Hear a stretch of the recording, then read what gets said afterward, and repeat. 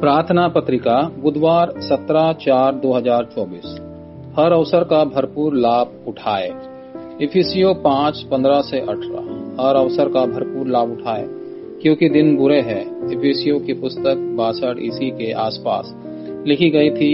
8 साल बाद इजराइल का नाश हो गया। उस समय पौलुस ने प्रत्येक चर्च को पत्र भेजे और उन्हें हर अवसर का भरपूर लाभ उठाने के लिए कहा। क्योंकि आप सुसमाचार और प्रार्थना की शक्ति को जानते हैं, इसलिए आपको पूर्ण निर्माण की चुनौती स्वीकार करनी चाहिए। इजराइल पर उसके साथ पड़ोसी देश ने हमला किया था।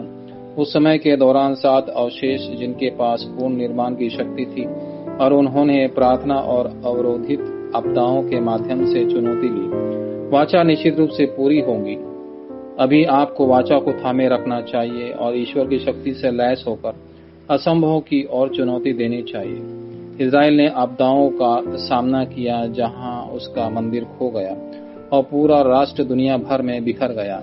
ईस्वी सन 70 के बाद आराधनालय आंदोलन द्वारा स्थापित वंशजों ने 250 वर्ष के उत्पीड़न पर विजय प्राप्त की और रोम पर विजय प्राप्त की। इसके बाद सुसमाचार फिर से खो गया और एक दुखद विश्व आपदा आई। उस चरम संकट के समय में ईश्वर ने क्या उत्तर दिया? पहला, केवल पवित्र आत्मा से भरना प्राप्त कर ले। पौल ने ठीक वही किया जो यीशु ने निर्देश दिया था।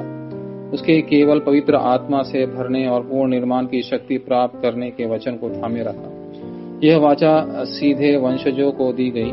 जकरिया 4:6, योवेल 2:28, यूहन्ना 14:6, 26 और प्रेरितों के काम 1:8।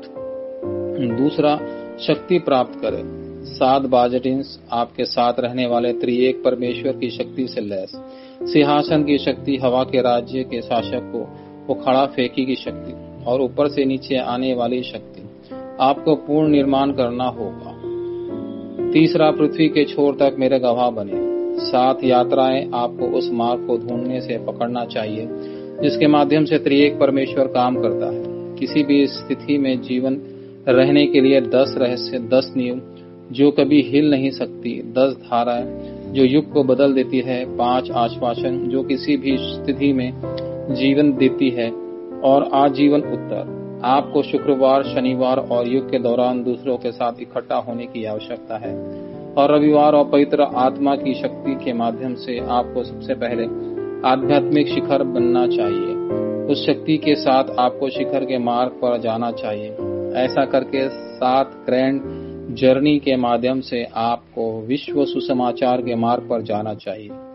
इसके अलावा 7 बाजिटिन के माध्यम से आपको पूर्ण निर्माण के कार्य को बढ़ाना चाहिए।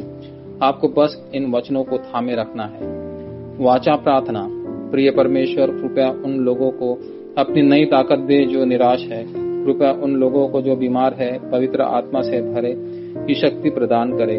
कठिनाइयों वाले परिवार निराश न हो, इसके बजाय पूर्ण निर्माण के माध्यम से उन्होंने चुनौती लेने के माध्यम की। मेरी कंपनी और व्यवसाय को बचाने के लिए पूर्ण निर्माण की चुनौती लेने में मेरी मदद करें। मुझे पूर्ण असंभवता की और चुनौती देने और दूसरों को बचाने के लिए गवाह बनने में मदद करें। यीशु मसीह के नाम पर मैं प्रार्थना करता हूँ। आमीन।